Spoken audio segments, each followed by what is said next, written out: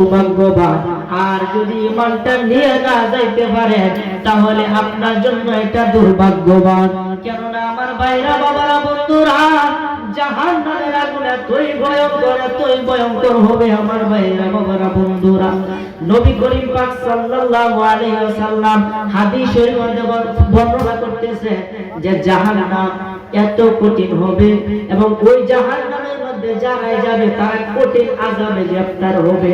ওই আযাবের মধ্যে সর্বনিকৃষ্ট সর্বনিম্ন মানে যে আযাবের নিচে আর কোনো আযাব নাই, মানে একদম নিচে, মানে একদম হালকা একটা শাস্তি। কি শাস্তি? এটা জাহান্নামের মধ্যে দেওয়া হবে। নবীজি বলছেন দুইটা জুতা থাকবে। কি থাকবে? দুইটা জুতা থাকবে, যা ফিতা থাকবে আগুনে, জাহান্নামের আগুনে। এটা তাকে পরিধান করে দিবে পায়ের মাঝে, যার তাপে চুলার উপরে যেমন পানির হাড়ি বলে যেমন টকবক করে, তেমনি ওই আগুনের তাপে মাথার মগজ টকবক করে। বলেন নাউজুবিল্লাহ। জাহান্নামের যদি সর্বনিম্ন আযাব যদি এটা হয় তাহলে সর্বোচ্চটা কি হবে? এটা আল্লাহ কথা বলে। এই জন্য আমার ভাইরা বাবারা বন্ধুরা, আমরা কেউ জাহান্নামে যাইতে চাই না, আমরা সকলে জান্নাতে যাইতে চাই। কিন্তু জান্নাতে যাইতে হলে আমার ভাইরা বাবারা বন্ধুরা কিছু আমল আছে, কিছু কাজ এই দুনিয়ার মধ্যে করে যেতে হবে। যদি এই দুনিয়ার মধ্যে কিছু কাজ আপনি করে যান তাহলে আপনার ঈমান নিয়ে মরতে পারবেন। আর ঈমান নিয়ে যদি আপনি মরতে পারেন তাহলে কবরে মুনকার নাকিরের প্রশ্নের জবাব দিতে পারবেন। যদি মুনকার নাকিরের প্রশ্নের জবাব আপনি দিয়ে দেন তাহলে আল্লাহ পাকের পক্ষ থেকে জান্নাত থেকে আপনার জন্য একটা সবুজ গালিচা জান্নাত কবরের মধ্যে বিছিয়ে দেওয়া হবে। জোরে বলেন সুবহানাল্লাহ। ওই বিছানা দেওয়ার পরে ফেরেশতারা লয়ে আইব, নারে তাকবীর কইয়া এই বিছানা লয়ে আইব, আয়া বিছায় দিব যে তুমি এটার মধ্যে শো।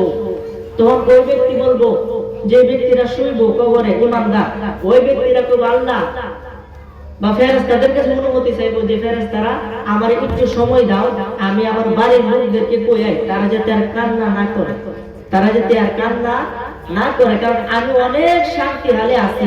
তারা যদি কান্না করে তাহলে তো আল্লাহ বেজার হয়ে যাবে। আমি তো শান্তিতে আছি, একটু তাদেরকে খালি বলি আসবো এই সময়টা দাও। তখন ফেরেশতারা কইতাছে আমরা তো খালি আমলের কাজ, আরো কত কাজ আছে, খালি আপনি একটু খালি শুন, আমরা ওরা দেখতে যাই। মানে কইতাছে একটু খালি শুন, আমরা দেখতে ওরা যাই।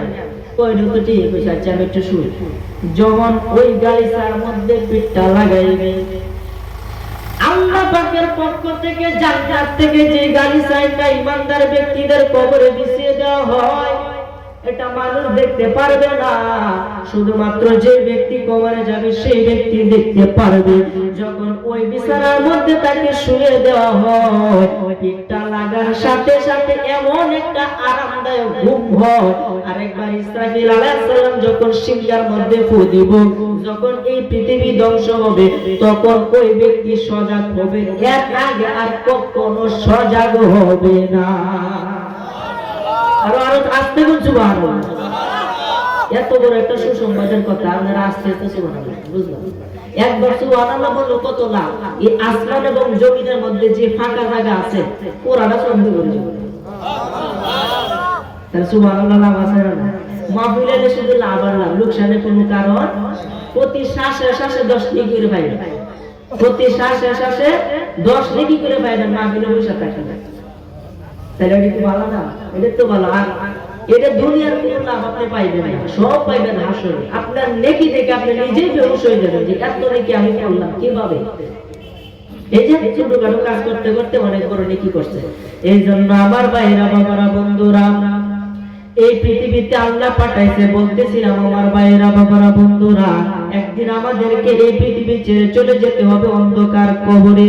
ওই কবরের ভয় যাদের অন্তরে আছে তারা কখনো পাপ কাজ করতে পারে না। ওই কবরের ভয় যাদের অন্তরে আছে তারা কখনো গুনার কার্য করতে পারে না। আমার ভাইরা বাবারা বন্ধুরা, এক লোক নবীর কাছে গিয়ে কইতাছে, ইয়া রাসূলুল্লাহ, ইয়া হাবিবাল্লাহ, নবী গো, ও দয়াল নবী, মায়ার নবী, নবী গো,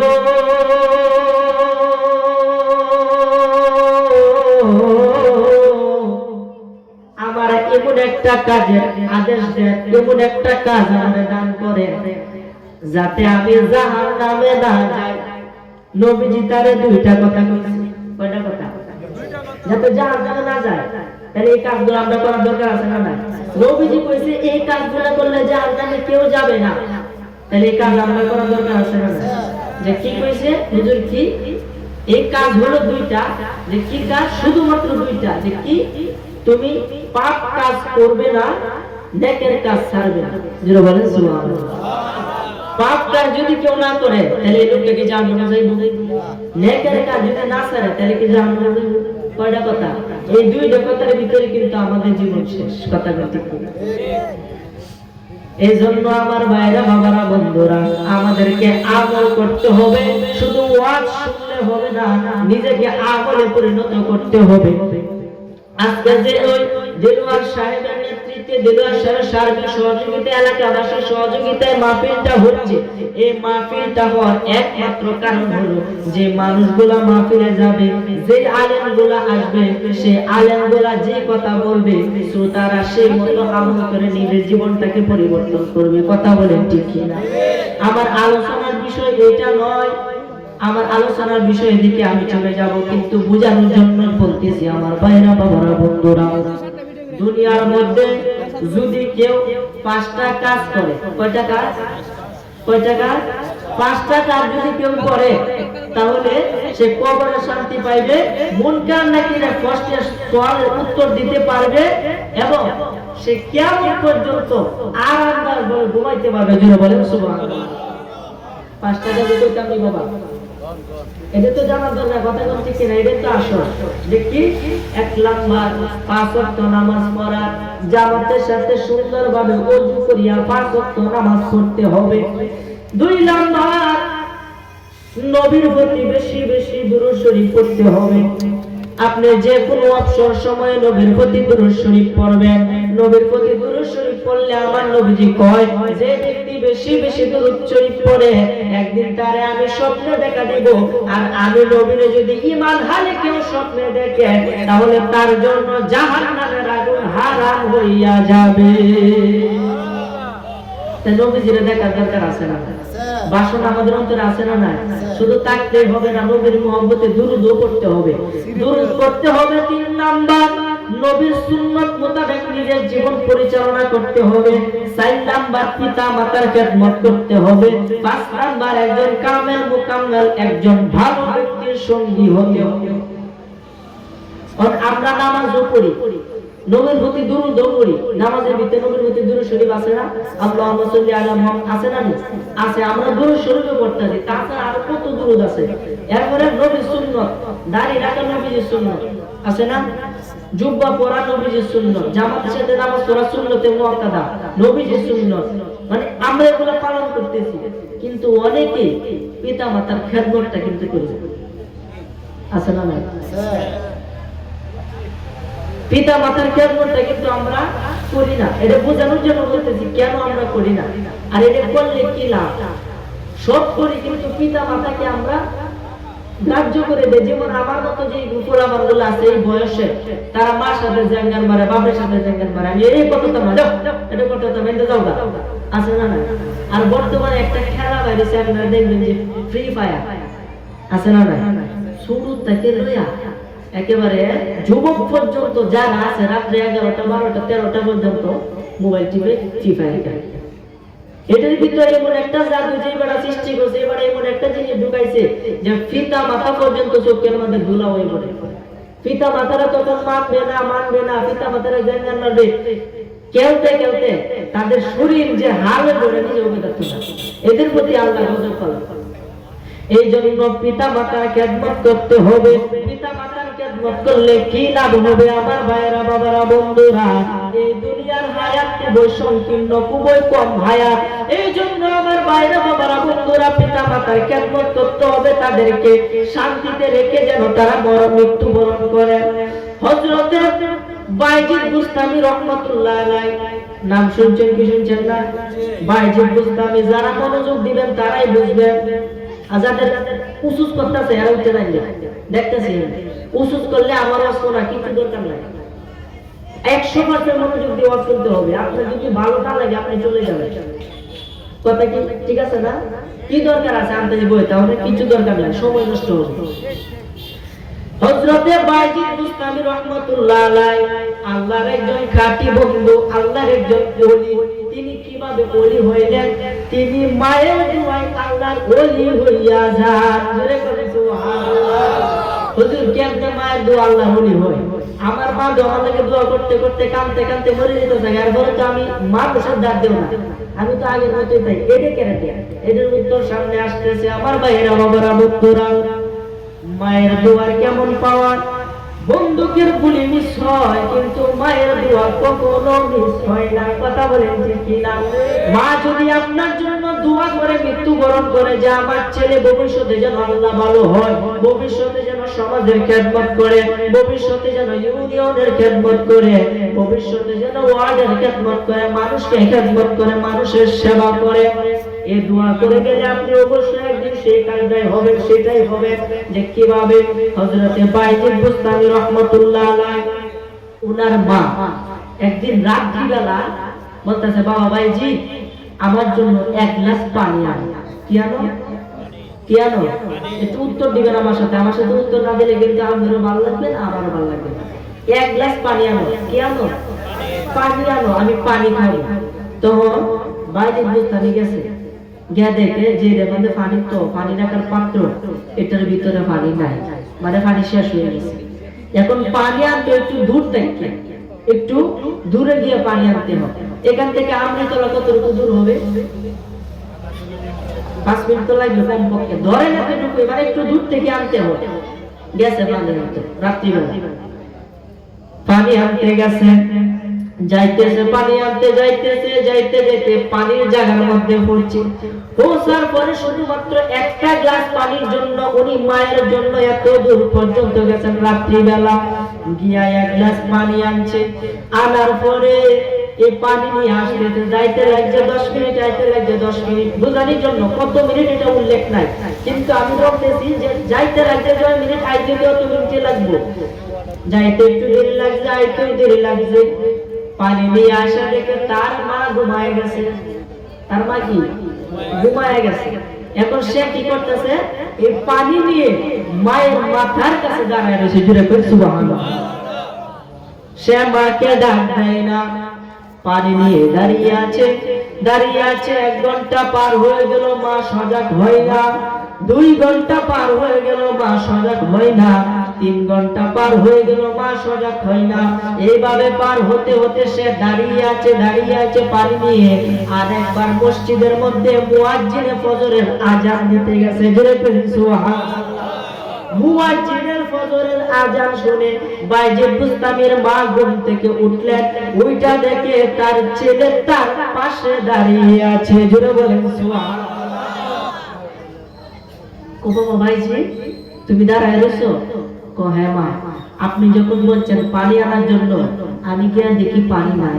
তখন আপনি তো জানেন যে ওইখান থেকে পানি আনতে হয়। আমি গেছি পানি আনতে, পারিনি, এসে দেখি আপনি ঘুমায় গেছেন।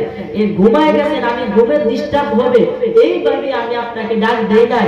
এখন আপনি স্ব ইচ্ছায় উঠছেন, আপনার পানি নেন। জোরে বল সুবহানাল্লাহ। মায়ের সাথে আমরা কি এরকম ব্যবহার করলাম? যদি পানি চাইতো, একটা জেঙ্গার মারে গেলাম, বলে আচ্ছা পানি আনতেছে কে, এরপরে পানি গিয়ে আনলাম, বললে আয়াতে তুমি ঘুমায় রয়েছে। হ্যাঁ, আমার কাছে পানি আনতে না, তুমি ঘুমায় ছাড়াই উঠো।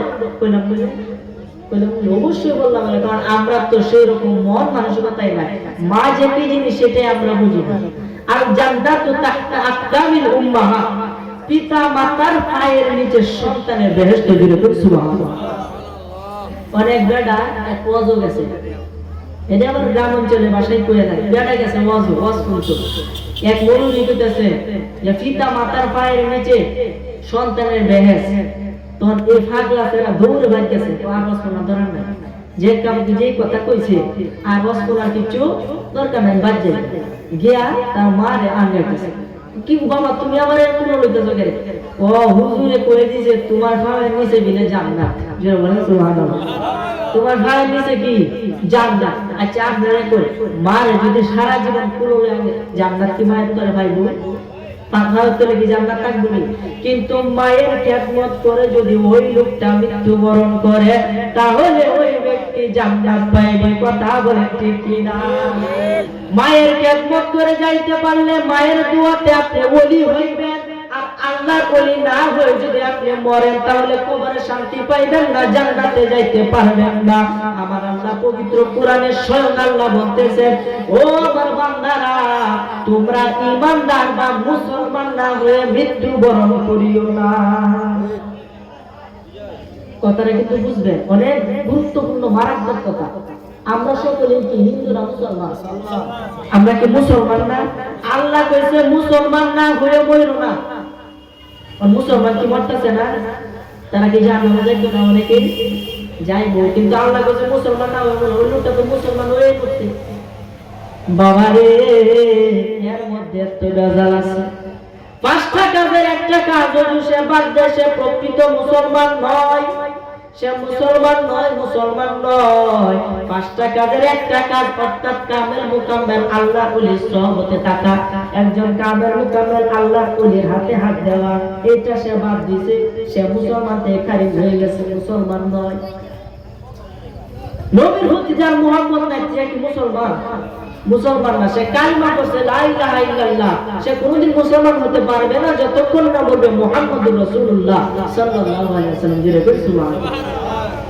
এই জন্য আমার ভাইরা বাবারা বন্ধুরা, সর্বশেষ যে ব্যক্তি কালিমা পড়ে মৃত্যুবরণ করবে, অর্থাৎ লা ইলাহা ইল্লাল্লাহ জীবনে একবার পড়ছে, সে ব্যক্তি শেষে জান্নাতে যাবে। জোরে বলি সুবহানাল্লাহ।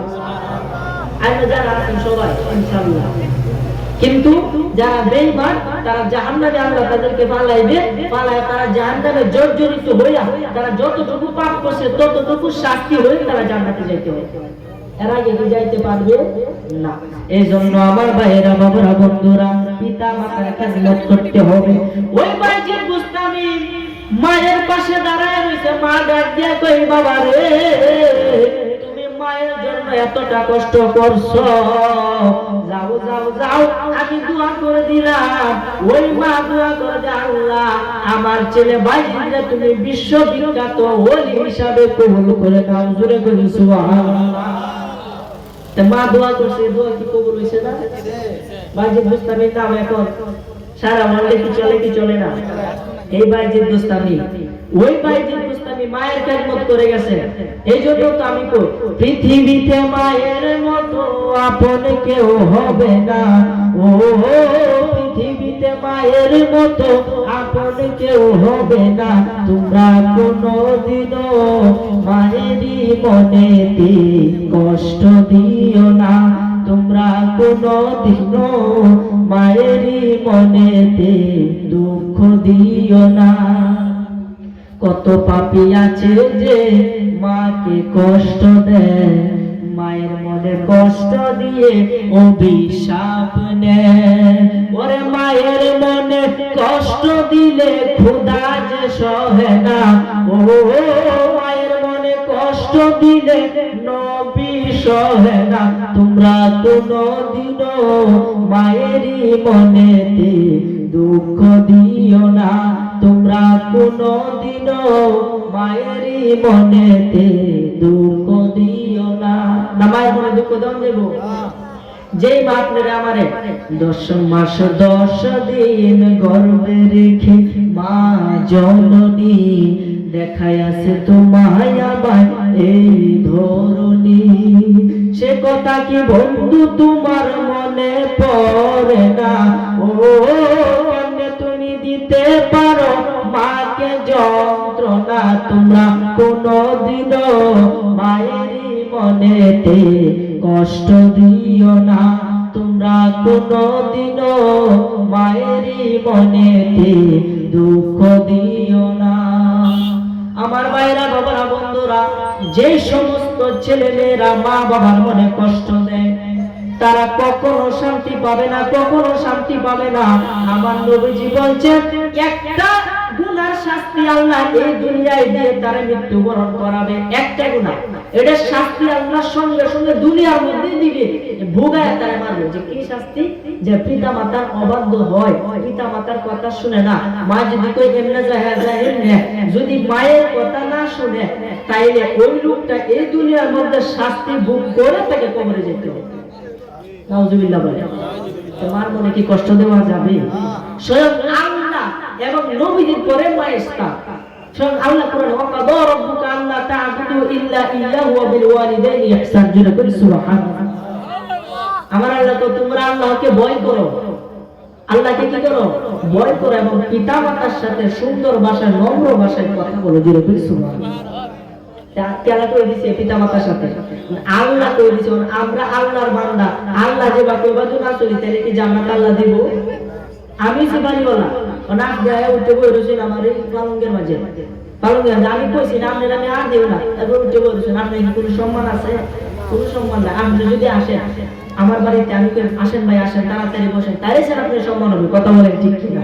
তেমনি আল্লাহ আপনারা বানাইছে, আল্লাহর আদেশে আপনি মানেন না, তাহলে কিসের মুসলমান? কথা বলেন ঠিক কিনা? এই জন্য বাবারা রে, পিতা মাতার মনে কখনো কষ্ট দিবে না। কারণ পিতা মাতার মনে কষ্ট দিলে, পিতা মাতা যদি একটু কষ্ট পেয়ে তোমার জন্য দোয়া করে যে আল্লাহ আমার ছেলে আমারে কষ্ট দিছে, এর বিচার তুমি করো, তাহলে আল্লাহ আপনারে আমারে জাহান্নাম না দিয়ে ছাড়বে না।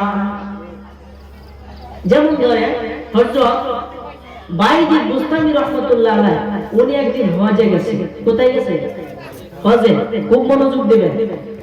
হযরত বাইজিদ বুস্তামি রাহমাতুল্লাহ আলাইহি উনি একদিন হজে গেছে। উনি এমন ওলি ছিলেন যে যত ইবাদত করত, ইবাদতের পরে তিনি মুরাকাবা হালে অর্থাৎ চক্ষু বন্ধ করে দেখতে পারত যে ইবাদতটা কবুল হয়েছে কি হয়েছে না। জোরে করে সুবহানাল্লাহ। কিরকম ওলি দেখেন, কিরকম ওলি হইলে কিরকম দরজা হাসিল করলে আল্লাহ তার সেই ক্ষমতা দান করে। তিনি কি করছেন? একদিন হজে গেছেন। লক্ষ লক্ষ কোটি কোটি মানুষ তো হজে যায়, হজ করছেন। হজ করার পরে তিনি চক্ষু বন্ধ করে দেখতেছেন হজ কবুল হয়েছে কি হয়েছে না। দেখেন এবার যারা হজ করছে তাদের কেউ হজ কবুল হয় নাই, একজনের কি হজ কবুল হয়েছে না। তখন সে যে নিজে হজ করছে এটা দেখতে যে আমার যে হজটা এটা দিয়েছে কবুল হয়েছে, কেউটাই জন্মেছে না। আমি যখন আল্লাহর বন্ধু, আল্লাহর সাথে আমার ইলহাম হয়, নবী ব্যতীত, বুঝবেন কিন্তু কথাটা, নবী ব্যতীত কোনো মানুষের কাছে যদি আল্লাহ পাকের পক্ষ থেকে কোনো খবর আয় তাহলে এটা হবে ইলহাম। এটার নাম কি? ইলহাম। নবী নয়, মানুষ, মানুষ। তখন ইলহামের দ্বারাতে আমি আল্লাহর সাথে কথা বলি, আমি আমার মস্তা দুঃখ বল না হয় তাহলে তার কি হচ্ছে তুমি দিত। চক্ষু বন্ধ কইরা দেখে ওই বাইজিদ বুস্তামির হজ কবুল হয় নাই। জোরে কই সুবহানাল্লাহ। আল্লাহর কি মহিমা দেখেন আমার ভাইরা, বাবারা, বন্ধুরা। আল্লাহকে প্রশ্ন করে মানব, ও আমার সৃষ্টিকর্তা এত কষ্ট করে এত কোটি কোটি মানুষ হজ করলো, কেউ হজ কবুল হয় নাই, এমন কি স্বয়ং আমার হজ কবুল হয় নাই? কারণ কি? আল্লাহ মাবুদ গো, এর একটা ফয়সালা তুমি করো, মেহেরবানি করে হজটা কবুল করো। জোরে কই সুবহানাল্লাহ। তিনি দোয়া করতেছেন আল্লাহর কাছে। আচ্ছা আপনারা কোন আল্লাহর ওলি যদি আল্লাহর কাছে দোয়া করে, আল্লাহ কি দোয়া কবুল করতো না? অবশ্যই করবো। তখন আল্লাহ বলতেছে বাইজিদ তোমার দোয়া, আমি তোমার দোয়াতে আমি হজ কবুল করি নাই। তোমরা এত কষ্ট করছো ঠিক আছে মানছি, কিন্তু আমি হজ আজকে কবুল করছি, কিন্তু একজন দুজকি বেটা ছিল। কোন বেটা? একটু দূরত পড়েন আল্লাহুম্মা সাল্লি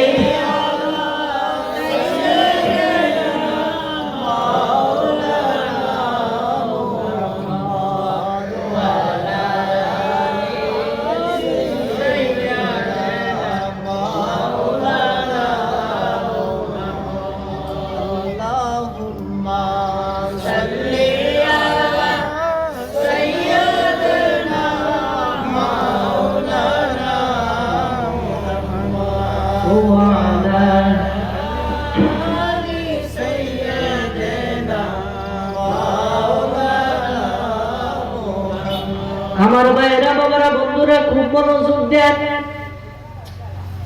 আপনাদের খারাপ লাগতেছে? বাজার খারাপ লাগে একটু হুজুর শেষ করে নাই। আলহামদুলিল্লাহ, আল্লাহর কাছে লক্ষ লক্ষ শুকরিয়া। কারণ আমরা যদি শেষ করে নেন তাহলে আমি সালাই আবার যেতে পারি না। কথা বলতে কি না? যাই হোক, আপনারা একটু মনোযোগ দেন। আমরা তো খারাপ লাগে একটু ইশারা দিবেন। বাইজিদ বুস্তামি দোয়া আল্লাহ কবুল করে নাই। আমার আল্লাহ এইবারের হজটা আমি কবুল করছি এক যুযুকি বাড়ার উসিলায়। জোরে বলেন সুবহানাল্লাহ। ভাইজি বুঝতে তো আশ্চর্য, এই নেরি কি সম্পূর্ণ সেবতা যুযুকি বাড়ার উসিলায় দোয়া কবুল করছে, যে আমরা কি করব? প্রশ্ন আসে না? আসে কি আসে না? আমি এসে ওয়াজ করতাম, আমি কি করতি ওয়াজ করতাম, এসে এই যে দাওয়াত দিছি, মানে আমারে তো আমার ওয়াজ তো যদি এনো গান একটা ঠিক মতো না দেয় তাহলে আমার আর কোনো সম্মান হইব? আমার জবাব তো কিন্তু আমার সাইরে না বসে দাম দিতেছে না, তাহলে এটা কি কোনো সম্মান হলো? সম্মান কিন্তু হলো না। তেমনি বাইজি মুসলামি এত বড় আল্লাহর ওলি, আল্লাহ তার দোয়া কবুল করছেন, একজন দুজকি বারের দোয়া কবুল করছে। বলতেছে আল্লাহ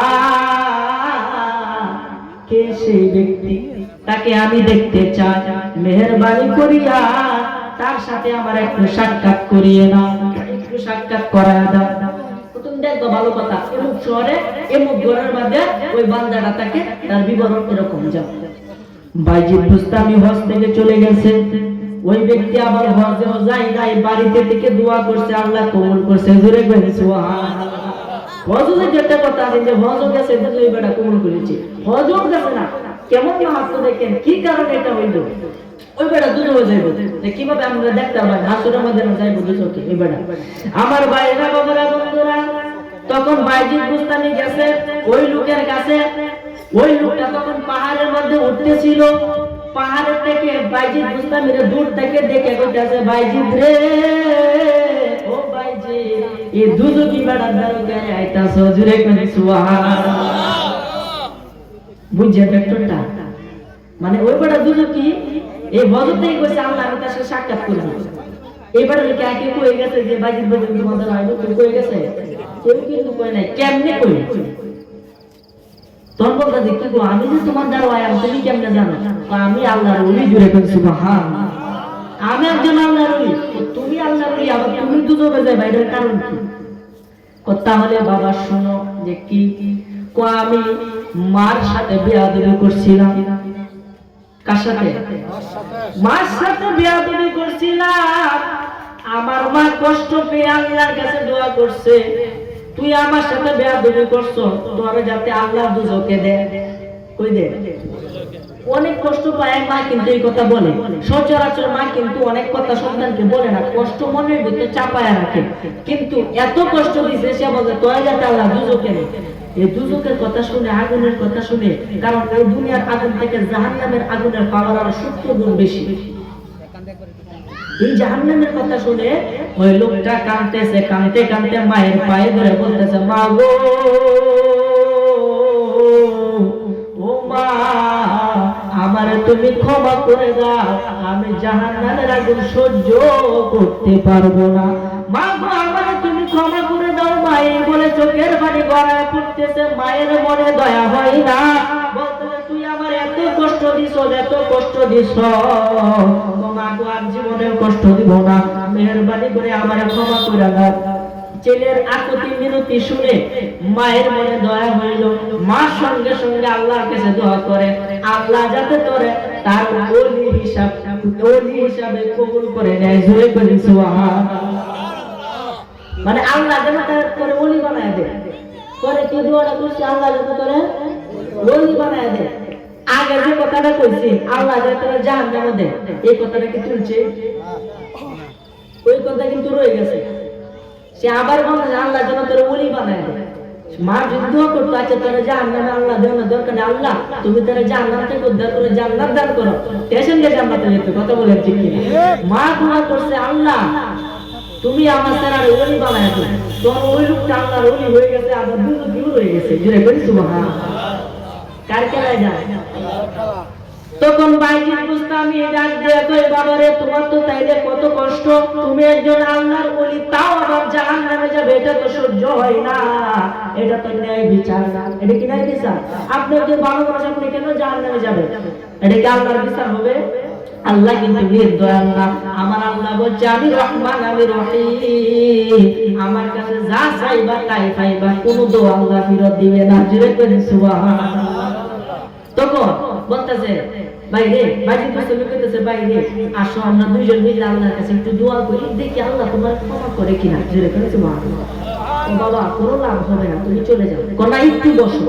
তখন দুইজনে ওযু করে বৈশা মুরাদ গাবার হালে দিয়ে আল্লাহকে ডাক দিয়া কই মাবুদ ওই লোকটারে তুমি ক্ষমা করে দাও, ওই লোকটারে তুমি ক্ষমা করে দাও। ও না না না, ওই লোকটারে ক্ষমা করা যাবে না। তো কেন ক্ষমা করা যাবে না? তো ও মায়ের সাথে বেয়াদবি করছে। একটা হলো হুকুল না, একটা হলো হুকুল ইবাদত, অর্থাৎ একটা হলো বান্দার হক আর একটা হলো আল্লাহর হক। আল্লাহর হক কি? নামাজ পড়া, রোজা রাখা, জিকির করা, তাসবিহ করা, এগুলা করলে আপনার আল্লাহর প্রতি হকটা আদায় হয়ে যায়। আর বান্দার হক কোনটা? আপনার সম্পত্তি আমি মাইরে খাইতাছি, সম্পত্তি কি করতেছি? মাইরে খাইতাছি, এই যে আমাদের হক আমি নষ্ট করতেছি। আপনি যদি আমার ক্ষমা না করেন 100% গ্যারান্টি আমি আল্লাহ আমার ক্ষমা করতে না। এই জন্য কোন মানুষের সাথে কখনো খারাপ ব্যবহার করবেন না, কোন মানুষের হক নষ্ট করবেন না। অনেক রাস্তা রাস্তা গাইতে গেলে যে গাছের মধ্যে সুন্দর পেয়ার আগে মঞ্চে দেখা, আচ্ছা কেউ তো নাই, আচ্ছা একটা বাজে, আচ্ছা কেউ দেখছে না, দেখছে গেল আল্লাহ চোখে ফাঁকি দিতে পারবো? আল্লাহর চোখে ফাঁকি দেওয়া যাবে না। যার ভিতরে সেই আল্লাহর ভয়টা আছে সে কখনো খারাপ কাজ করতে পারে না। এই জন্য যারা খারাপ কাজ করে তারা যদি তওবা করে, আমার আল্লাহ বলে তুই যদি গুনাহ করতে করতে করতে করতে সমুদ্রের ফেনা পরিমাণ তোর গুনাহ হয়ে যায়, গুনাহ করতে করতে পৃথিবীর মধ্যে যত গাছ আছে গাছের পাতা পরিমাণ যদি তোর গুনাহ হয়ে যায়, নো টেনশন, তুই কোনো টেনশন করিস না। তুই যদি একবার মন থেকে আমি আল্লাহর কাছে ক্ষমা চাইতে পারো, তাহলে আমি আল্লাহ তাআলা তারে তোর এত বছরের গুনাহ এক নিমিষে ক্ষমা করে দিয়ে তোরে নিষ্পাপ মাসুম বাচ্চার মতো একজন নিষ্পাপ বানায়া দিব। রাস্তা কি বন্ধ না খোলা? একদিন তওবার দরজা বন্ধ হয়ে যাবে। ওদের কিভাবে? এই দুনিয়া কিয়ামত হওয়ার 120 বছর আগে তওবার দরজা বন্ধ হয়ে যাবে। ওদের কখন সময়টা কিভাবে আমরা কি আলামত দেখে বুঝবো? কিয়ামতের 10টা বড় বড় লক্ষণ আছে, এমন ছোট অনেক লক্ষণ আছে। ছোটর মধ্যে এসে ঘন ঘন মসজিদ হবে, হইতেছে কি হইতেছে না? ঘন ঘন মসজিদ হইতেছে না? একজনের থেকে আরেকজন মসজিদ কি সুন্দর না বান্ধব, এইটা দিয়ে আর প্রতিযোগিতা সৃষ্টি হবে, রাস্তাঘাট বেশি বেশি হবে, হইতেছে কি হইতেছে না? ধনী গরিব হয়ে যাবে আস্তে আস্তে, আর গরিবরা ধনী হয়ে যাবে, মেয়ের সংখ্যা বাইরে যাবে, পুরুষের সংখ্যা কমে যাবে, হইতেছে কি হইতেছে না?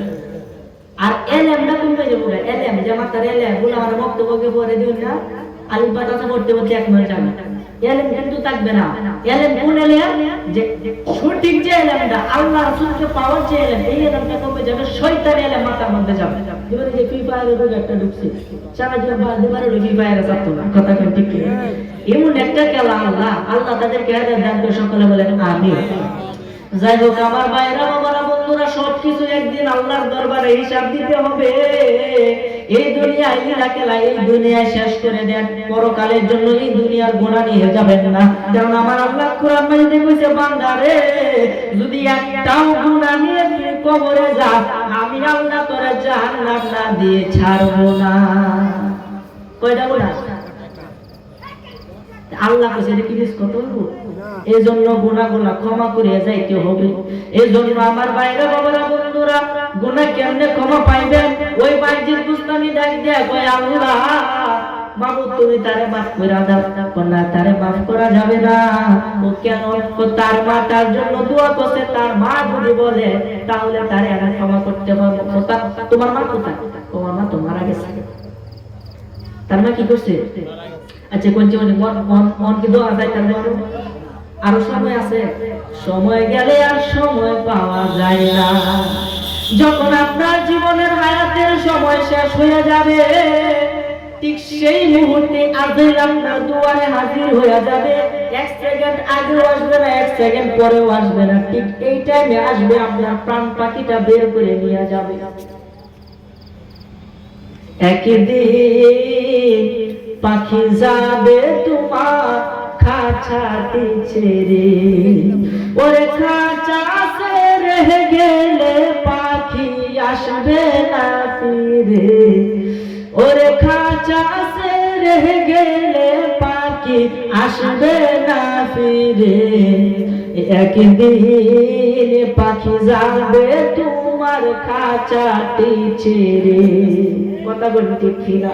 পান পাখিটা যখন বের হয়ে চলে যাবে, আপনার নাম আব্দুল সাত্তার, আপনার নাম আব্দুল কাইয়ুম, আপনার নাম আব্দুর রহমান তখন আর থাকবে না। তখন এক নিমিষে আপনি লাশে পরিণত হবেন। কথা বলেন ঠিক কিনা? এক নিমিষে আমি লাশটারে করতে পারতো, লাশটারে দোয়া, লাশটারে বাতো, লাশটারে বাতো। তো নাম দেনা কেউ ডাকতো আব্দুল কুদ্দুস ভাই, আব্দুল কুদ্দুস ভাই রে বাতো, আব্দুল কুদ্দুস ভাই রে বাতো। কইবো কেউ? এই জন্য আমার ভাইরা, বাবারা, বন্ধুরা, পিতা মাতার খেদমত করে যাইতে হবে, ভালো ভালো কাজ করে যাইতে হবে, যাতে কবরে আমাদের শান্তি হয়। কবরে তো যাইতে হবে, এটা তো সামনে, এটা তো বিছানা যে পিছনে গেছে, সামনে আসতেছে, আসবে। এই জন্য আমার ভাইরা, বাবারা, বন্ধুরা, ওই ব্যক্তি যখন দোয়া করতেছে, এই কথা বলে আমি শেষ করে দিব। আরেকজন যারা আসতেছে, যিনি আসতেছে, উনি হলো আমার উস্তাদ। উনি ট্রিপল টাইটেল, তাফসীর, হাদিস, ফিকহ, তিনটা টাইটেল, আলহামদুলিল্লাহ বলতে না। এবং আরো টাইটেল একটা করতেছে, চারটা টাইটেল, আলহামদুলিল্লাহ বলতে না। এরপরে কি আল হাস এবং জালিয়া দরবারের পীর সাহেব, হক দরবার, আলহামদুলিল্লাহ বলবেন না। কোন রকম কোন ঝামেলা পাইবেন না, আপনি যাইবেন গিয়ে দেখবেন, কোনো সমস্যা যাইতে পারবেন। যাই হোক, উনি আসবেন আমার পরে, উনি হচ্ছেন প্রধান অতিথি। উনি প্রধান অতিথি, উনি আসবেন। আসার পরে ইনশাআল্লাহ উনি আলোচনা করে আপনারা শুনবেন ইনশাআল্লাহ মনোযোগ সহকারে। যদি ধৈর্য সহকারে শুনতে পারেন লাস্ট পর্যন্ত, ইনশাআল্লাহ একটা ফায়সালা হয়ে যাবে, আলহামদুলিল্লাহ। যাই হোক আমার ভাইরা, বাবারা, বন্ধুরা, এই কথা বলে আমি শেষ করে দিব। যখন ওই বাইজির বুস্তামি দোয়া করে না, তার মার দোয়া ছাড়া কবুল হবে না। কাঁদতে কাঁদতে বাইজির বুস্তামি বলতেছে, আল্লাহ তুমি তারে ক্ষমা করে দাও। লাস্টে আল্লাহর মনে দয়া হইল, আমার আল্লাহ কয়, বাইজিদ রে, এত কষ্ট করে যখন তুমি দোয়া করতেছো, যাও যাও যাও, একটা ফায়সালা করে দিলাম। যে কি ফায়সালা? হাসরের ময়দানে যখন বিচার হবে, তখন ওই লোকটা জাহান্নামে যাবে। যখন তাকে আমি জাহান্নামে দিব, তখন তার মার তার সামনে রাখবো। জোরে করি সুবহানাল্লাহ। তার মাকে আমি তার সামনে রাখবো, যখন তাকে জাহান্নামে দিব, জাহান্নামের আগুন দেখে যদি তার মার মনে দয়া হয়, মায়া হয়, তার মা যদি তখন বলে আমার ছেলেরে ক্ষমা করে দেয়, তাহলে আমি আল্লাহ তাকে জান্নাত, জাহান্নাম থেকে জান্নাত দান করে দিব। একবার চিন্তা করেন, এরপরও মায়ের দোয়াটাই প্রাধান্য। কথা বলেন ঠিক ঠিক? দুইজন আল্লাহর দোয়া করছে, এরপরে কবুল হয় নাই, মায়ের দোয়াটাকে প্রাধান্য দিয়েছে। তাহলে সেই মায়ের মনে কি কষ্ট দেওয়া যাবে? কষ্ট দেওয়া যাবে? যাদের মা নাই তারা নীরবে বসে, নির্জনে বসে কান্না করে, আর কারে ডাকিব মাগো মা বলিয়া, মাই যে আমায় সাইরা গেল জনমের লাগিয়া, আর কারে ডাকিব, আর কারে ডাকিব মাগো মা বলিয়া, মাই যে আমায় সাইরা গেল জনমের লাগিয়া, আর কারে ডাকিব। আল্লাহ ও কি ব্যথা পাইয়া মাগো আমায় ছেড়ে গেল, মুখ খুলে না একবার মায়ে আমারে বলিল, কি ব্যথা পাইয়া মাগো আমায় ছেড়ে গেল, মুখ খুলে না একবার মায়ে আমারে বলিল। মনের কথা মনে মায়ের, মনের কথা মনে মায়ের, রাখিল চাপাইয়া, আর কারে ডাকিব, আর কারে ডাকিব মাগো মা বলিয়া, মাই যে আমায় সাইরা গেল এতিম বানায়া, আর কারে ডাকিব। আল্লাহ ও দুঃখ পাইলে বলবো কারে, কান্দিয়া কান্দিয়া, ওরে কে দিবে সান্ত্বনায় আমায় মাথায় হাত বোলায়া, আমার মুনাজাতে করছে দোয়া সন্তানের লাগিয়া, আর কারে ডাকিব, আর কারে ডাকিব মাগো মা বলিয়া, মাই যে আমার সাইরা গেল জনমের লাগিয়া, আর কারে ডাকিব। কথা বলেন ঠিক কি না? তারা কিন্তু কাম দেয় কিন্তু মারে আর পায়। এই জন্য সম্পদ থাকতে বোঝা যায় না, সম্পদ যখন বিক্রি করে দিবেন তখনই বুঝবেন সম্পদের পথে দাম ছিল। কথা বলেন ঠিক কি না? সম্পদের মধ্যে একটাই সম্পদ, সেটা হলো মা। এই জন্য আজকের বিষয় হলো পিতা মাতার খেদমত। আমার যে বিষয় দিতে ইনশাআল্লাহ আমি আশা করব আমি বিষয়ের উপরে আছি। আপনারা দয়া করে যাদের মা দুনিয়ার মধ্যে নাই, আল্লাহ কোরআন মধ্যে একটা দোয়া শেখায় দিয়েছে, রব্বির হামহুমা কামা রব্বায়ানি সগীরা, আল্লাহুম্মা রব্বির হামহুমা কামা রব্বায়ানি সগীরা। তুমি দোয়া করো তাহলে পিতা মাতা আযাব থেকে আল্লাহ মুক্ত করে দিবে। জোরে বলি সুবহানাল্লাহ। যাদের মা দুনিয়ার মধ্যে নাই তারা 5 ওয়াক্ত নামাজ পড়ে মায়ের জন্য দোয়া করবেন, এবং যাদের মা দুনিয়ার মধ্যে বেঁচে আছে তারা মায়ের খেদমত করবে। পরিশেষে নবীর মহব্বত অন্তরে রাখবে। আচ্ছা একটা কথা আমরা না করি, আজকে যে মাহফিলটা হইতেছে এটা নবীজি জানে কি জানে না? কবর পাইছে কি পাইছে না? আপনার পক্ষে আমার প্রত্যেকের জন্য ফেরেশতা আছে দুইটা। কয়টা? এই দুইজন ফেরেশতা আপনি কখন নবীর সালাম পাঠান, কখন নবীর প্রতি দুরূদ পড়েন।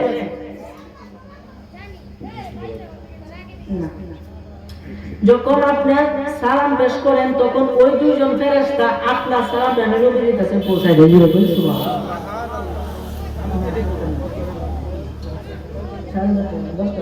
দর্শকের অনুরোধ ওইটা একটু আজ করে সবাই নাম শোনা। আল্লাহ দান